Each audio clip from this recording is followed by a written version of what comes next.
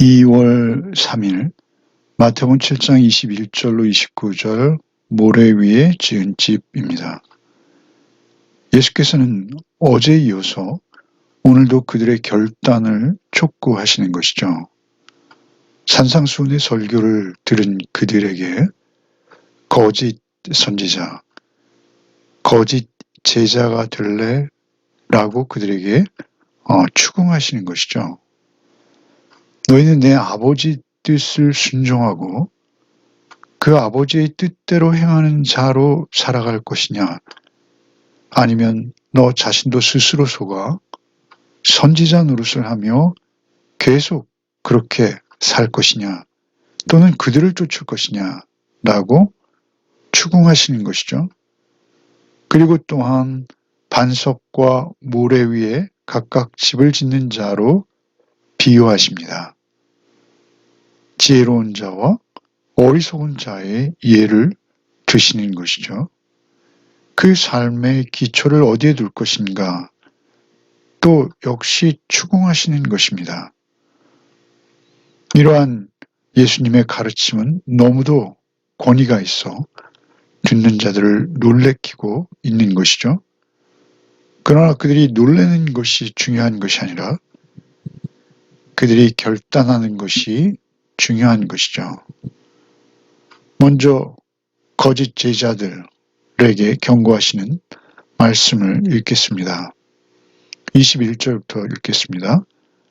나더러 주여 주여 하는 자마다 다 천국에 들어갈 것이 아니요 다만 하늘에 계신 내 아버지의 뜻대로 행하는 자라야 들어가리라. 그날에 많은 사람이 나더러 이르되 주여 주여 우리가 주의 이름으로 선지자 노릇하며 주의 이름으로 귀신을 쫓아내며 주의 이름으로 많은 권능을 행하지 아니했나이까 하리니 그때 내가 그들에게 밝히 말하되 내가 너희를 도무지 알지 못하니 불법을 행하는 자들아 내게서 떠나가라 하리라. 예수님을 향해서 주여 주여 라고 그들이 고백하고 있습니다. 그러나 그러한 고백으로 천국에 들어가는 것이 아니다 라고 말씀하시며 천국에 들어가는 자는 아버지의 뜻대로 행하는 자만 천국에 들어갈 수 있다 라고 말씀하시는 것이죠. 과연 아버지의 뜻대로 행한다라는 여기서의 행함은 어떤 의미일까요? 그것은 지금까지 계속 해오신 산상수훈 설교 전체를 말씀하신다라고 볼 수 있고요.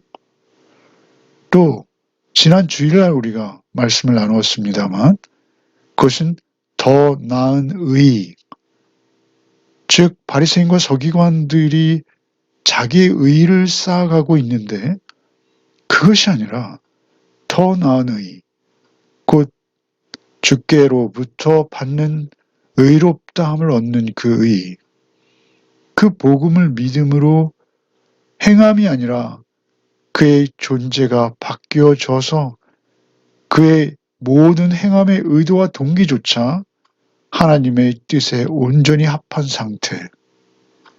그것의 결론이 황금률이었죠. 너희가 대접받고 싶은 대로 남을 대접하는 것. 그러니까 아버지의 뜻대로 행하는 자, 곧 복음을 받아들이고 그 말씀을 쫓아 살아가려는 결단이 있고 또 그렇게 살아가기를 시도하는 자, 행하는 자라야 천국에 들어갈 수 있다. 이렇게 말씀하시는 것입니다. 그날에 많은 사람이 나더러 이르되 그날은 어떤 날입니까?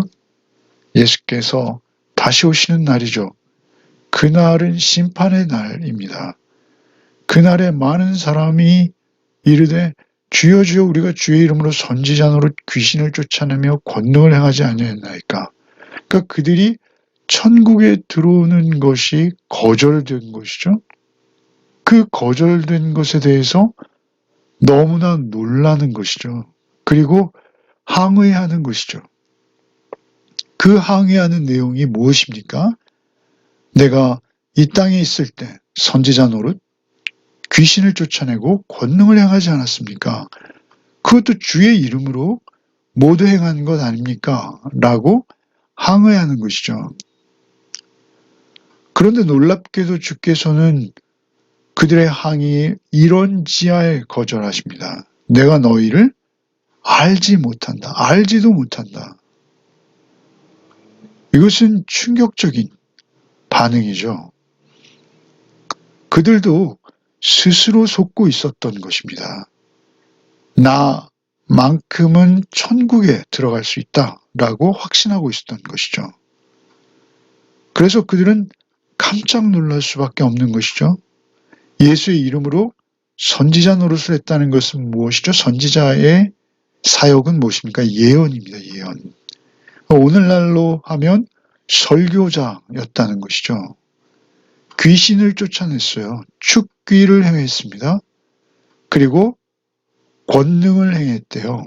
이 권능이라는 것은 일반적인 치유사역과 같은 것으로 보고 있습니다.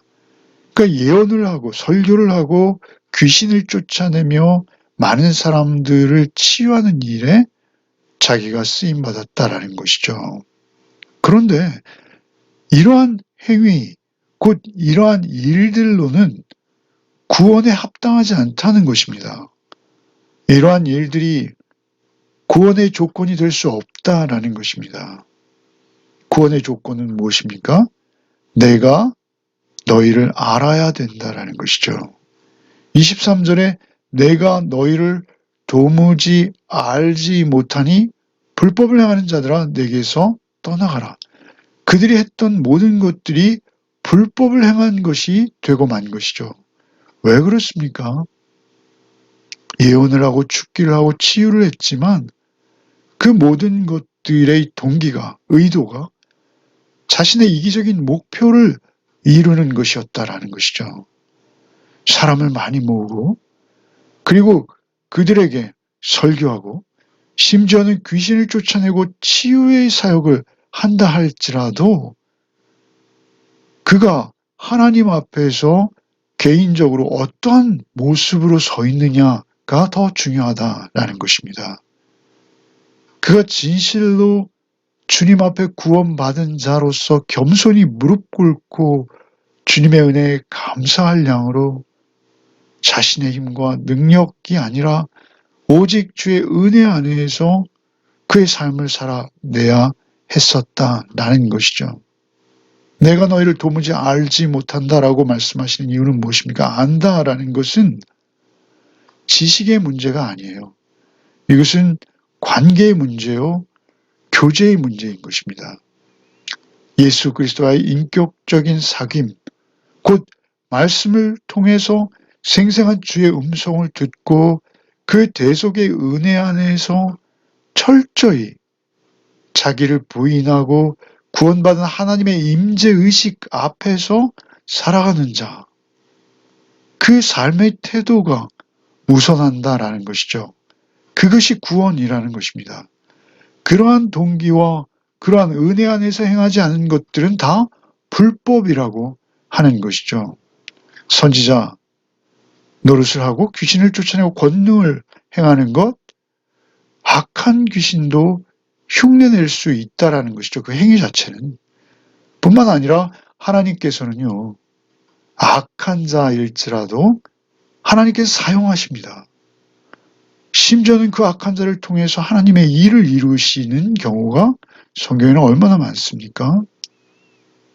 그러니까 더욱 놀라운 것은 우리의 구원은 오직 1대1, 인격대 인격의 관계로 예수 그리스도의 은혜를 경험하고 그 은혜 안에 철저히 붙들린 자만이 구원의 조건에 합당한 것이요. 그리고 그 은혜를 힘입어서 말하고 행동하고 그리고 판단하고 생각하고 그렇게 삶을 살아낸 것, 그것이 아버지의 뜻대로 행한 행함이라는 것입니다. 그리고 이제 이어지는 비교는 무엇입니까? 반석 위에 또는 모래 위에 집을 짓는 것에 비유해서 다시 말씀하시죠. 24절부터 읽겠습니다. 그러므로 누구든지 나의 이 말을 듣고 행하는 자는 그 집을 반석 위에 지은 지혜로운 사람 같으리니 비가 내리고 창수가 나고 바람이 불어 그 집에 부딪히되 무너지지 아니하나니 이는 주추를 반석 위에 놓은 까닭이요 나의 이 말을 듣고 행하지 아니하는 자는 그 집을 모래 위에 지은 어리석은 사람 같으리니 비가 내리고 창수가 나고 바람이 불어 그 집에 부딪힘에 무너져 그 무너짐이 심하니라.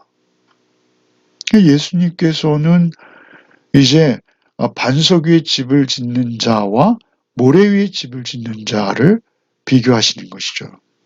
모래 위에 집을 짓는 자는 누구입니까? 그것은 서기관과 바리새인들이죠. 자기 의의를 앞세우는 자들입니다. 반석 위에 집을 짓는 자는 누구입니까? 예수 그리스도 자신이시요.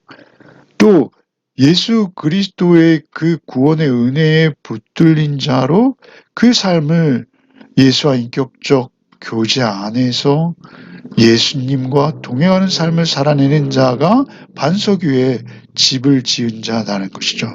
둘 다 집을 열심히 짓습니다. 아주 잘 짓고 잘 짓세 그렇게 집을 지었어요. 그런데 한쪽은 허무하게 무너져 버리는 것이요. 다른 한쪽은 견고하게 서 있다라는 것이죠.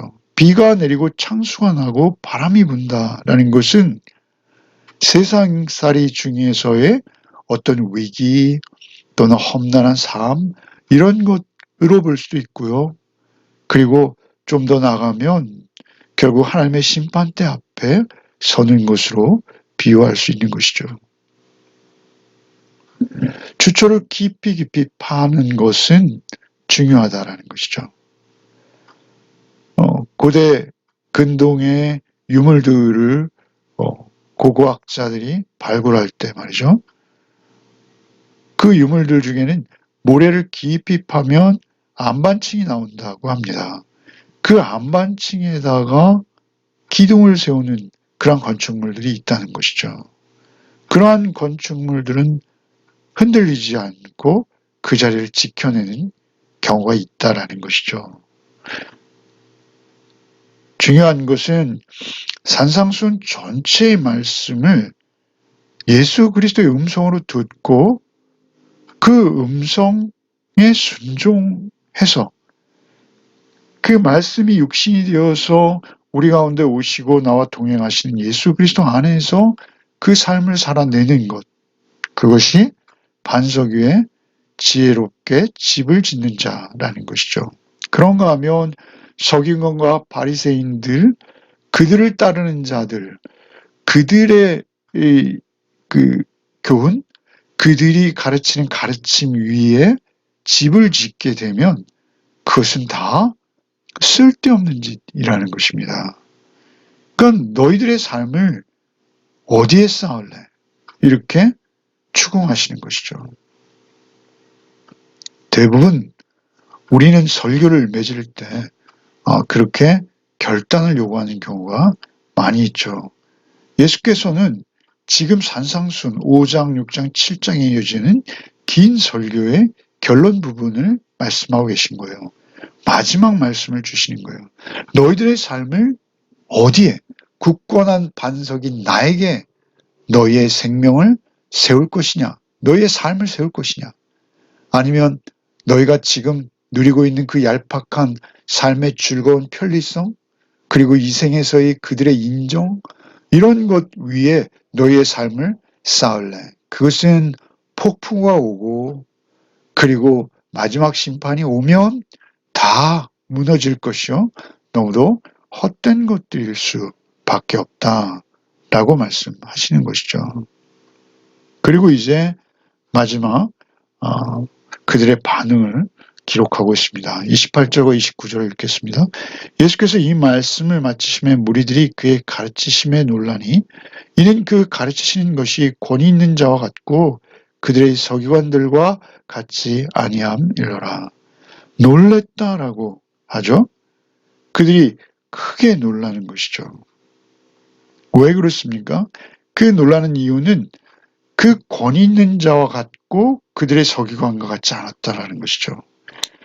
그들의 서기관들은 종교적 권위를 가지고 말하는 자들입니다. 그러나 예수께서 가르치신 가르침은 신적 권위인 거예요.